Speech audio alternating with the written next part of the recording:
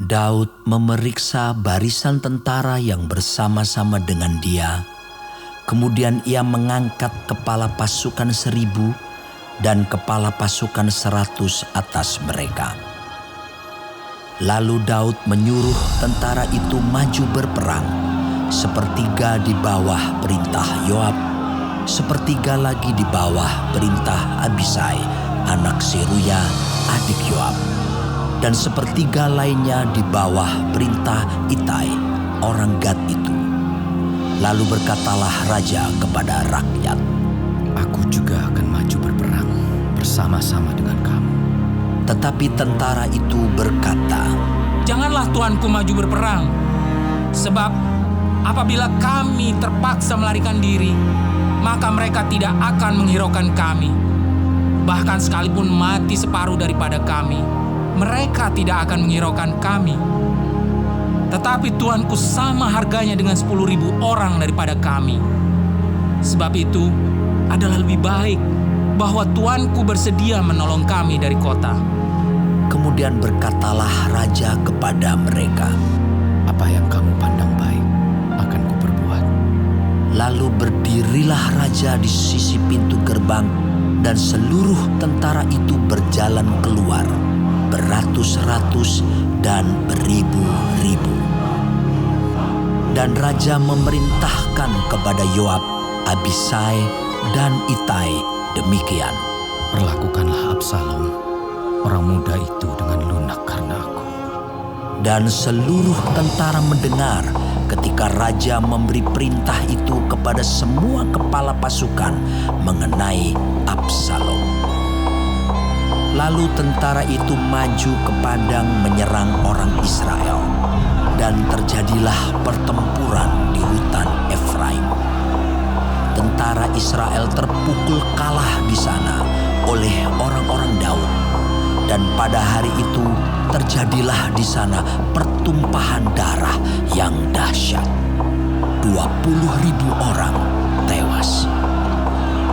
Kemudian pertempuran meluas dari sana meliputi seluruh daerah itu, dan hutan itu memakan lebih banyak orang di antara tentara daripada yang dimakan pedang pada hari itu. Kebetulan Absalom bertemu dengan orang-orang Daud. Adapun Absalom menunggangi Bagal. Ketika Bagal itu lewat di bawah jalinan dahan-dahan pohon tarbantin yang besar, tersangkutlah kepalanya pada pohon tarbantin itu, sehingga ia tergantung antara langit dan bumi, sedang Bagal yang dikendarainya berlari terus. Seseorang melihatnya lalu memberitahu Yoab, katanya, "Aku melihat Absalom tergantung pada pohon tarbantin." Yoab berkata kepada orang yang memberitahu kepadanya itu, "Apa? Jika engkau melihatnya, mengapa engkau tidak membanting dia ke tanah di tempat itu juga? Maka selayaknya aku memberi engkau 10 sikal perak dan 1 ikat pinggang." Tetapi orang itu berkata kepada Yoab, "Sekalipun aku mendapat 1.000 sikal perak di telapak tanganku, takkan aku menjamah anak raja itu. Sebab di depan telinga kamilah raja memberi perintah kepadamu dan kepada Abisai dan kepada Itai. Katanya, lindungilah Absalom orang muda itu karena aku. Sebaliknya, jika aku mencabut nyawanya dengan khianat, tidak ada sesuatu pun yang tinggal tersembunyi kepada raja, maka engkau akan menjauhkan diri." Tetapi Yoab berkata, "Aku tidak mau membuang-buang waktu dengan kau seperti ini." Lalu diambilnyalah 3 lembing dalam tangannya dan ditikamkannya ke dada Absalom, sedang ia masih hidup di tengah-tengah dahan pohon tarbantin itu. Kemudian 10 bujang pembawa senjata Yoab mengelilingi Absalom, lalu memukul dan membunuh dia. Sesudah itu Yoab meniup sangkakala, sehingga tentara berhenti mengejar orang Israel, sebab Yoab mau menahan tentaranya itu. Lalu mereka mengambil mayat Absalom dan melemparkannya ke dalam lubang yang besar di hutan itu. Kemudian mereka mendirikan di atasnya timbunan batu yang sangat besar. Dan seluruh orang Israel melarikan diri masing-masing ke kemahnya. Sewaktu hidupnya, Absalom telah mendirikan bagi dirinya sendiri tugu yang sekarang ada di lembah raja. Sebab katanya, Aku tidak ada anak laki-laki untuk melanjutkan ingatan kepada namaku. dan ia telah menamai tugu itu menurut namanya sendiri.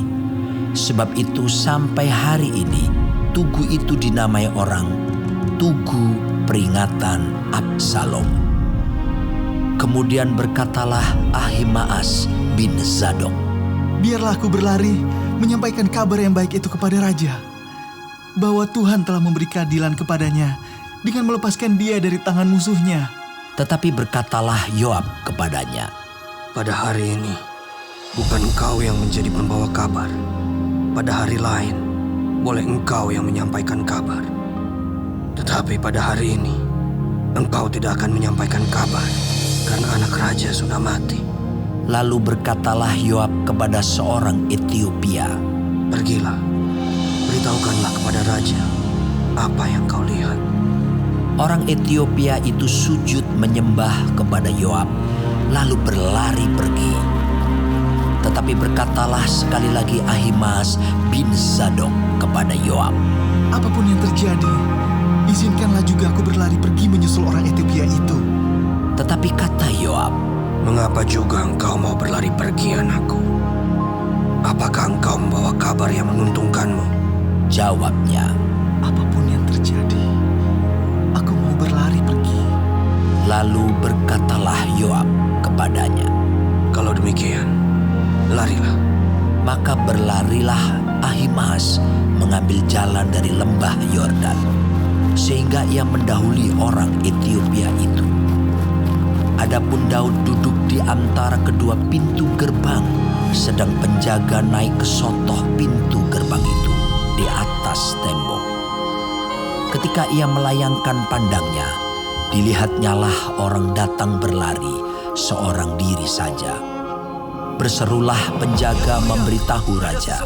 Lalu raja berkata, Jika ia seorang diri, maka kabar yang baiklah disampaikannya. sementara orang itu mendekat, penjaga itu melihat seorang lain datang berlari. Lalu penjaga itu menyerukan kepada penunggu pintu gerbang, katanya, Lihat, ada lagi orang datang berlari, seorang diri. berkatalah raja. Itu pun membawa kabar yang baik.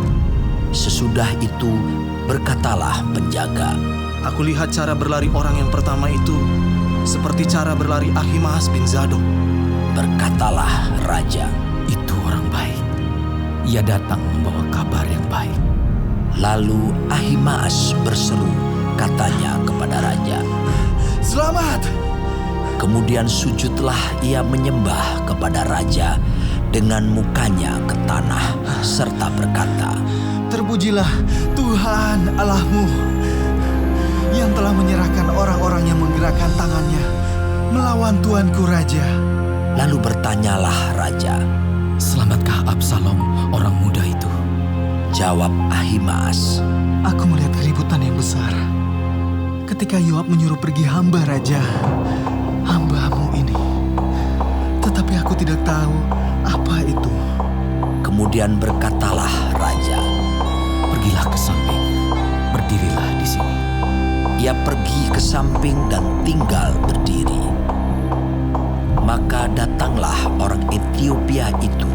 Kata orang Etiopia itu, Tuanku Raja mendapat kabar yang baik, sebab Tuhan telah memberi keadilan kepadamu pada hari ini, dengan melepaskan tuanku dari tangan semua orang yang bangkit menentang tuanku. tetapi bertanyalah raja kepada orang Etiopia itu. Selamatkah Absalom, orang muda itu?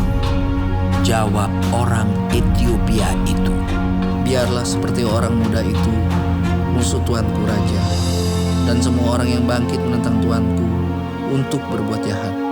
Maka terkejutlah raja, dan dengan sedih ia naik ke anjung pintu gerbang, lalu menangis.